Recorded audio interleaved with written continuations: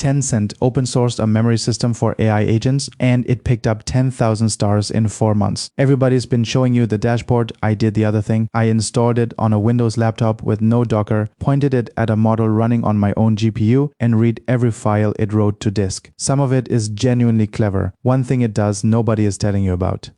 Tencent DB agent memory. Careful here, because there are 2 products in this one repository and the branch decides which one you get. The default branch is a team memory hub with a web panel, and that one wants Docker. The main branch is a plugin that bolts memory onto an agent you already run. That's the one I'm installing because it goes in with npm and nothing else.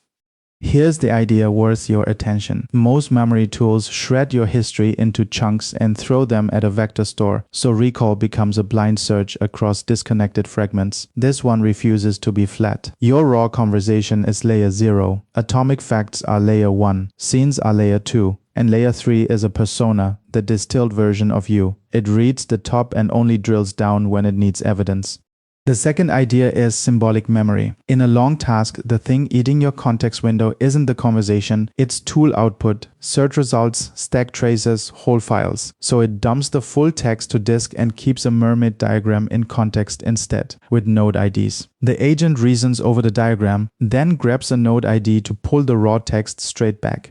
Their benchmark table claims a 61% cut in tokens on wide search and a jump from 48 to 76% on persona mem. I want to be straight with you. I have not reproduced those, and neither has anyone else I can find. That's their number on their harness. Treat it as a claim. Install, clone, then 1 npm install. 146 packages, 79 seconds, 410 megabytes. It wants node 22.16. I was on exactly 22.16, and a dependency still warned that it wanted newer. 9 vulnerabilities reported. It ran fine. There is a Windows batch script in the repo that does the rest, and it actually works. Checks node, checks Python, copies the provider into the plugins folder, writes the environment file, starts the gateway on port 8420, exit code 0. First try on Windows. That is rarer than it should be. Now the part I care about. I never gave this thing an API key. It's talking to LM Studio on localhost, a 9 billion parameter model doing the extraction, a local embedding model doing the vectors. SQLite holding the lot health check comes back with the vector store up and the embedding service up. My credential on screen is the literal string LM Studio. Nothing left this machine.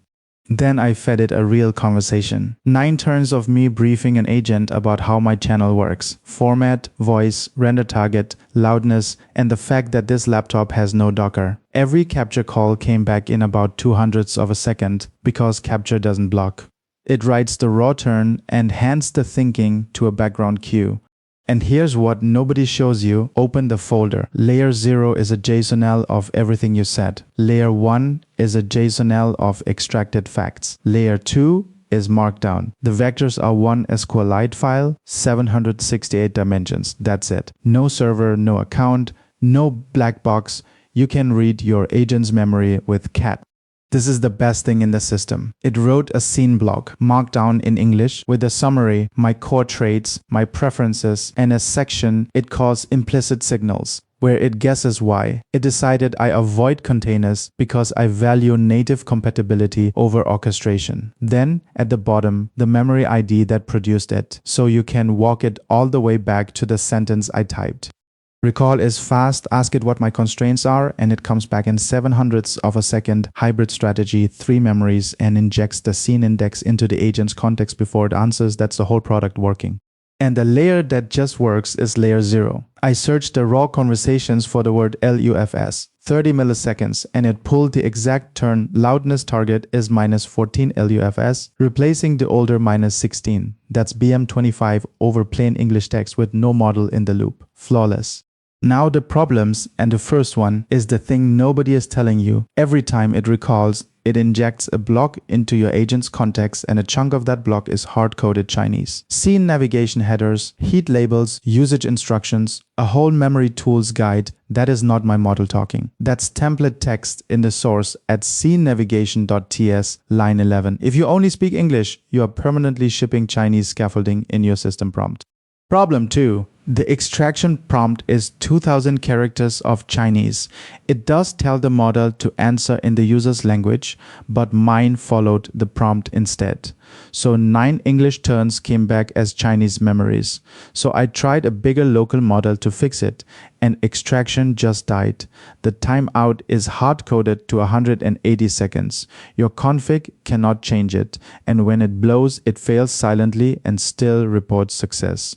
Problem 3, and this is the one that would bite you in production. 9 turns went in, 3 memories came out. My loudness rule, my voice rule, and my thumbnail rule were all dropped.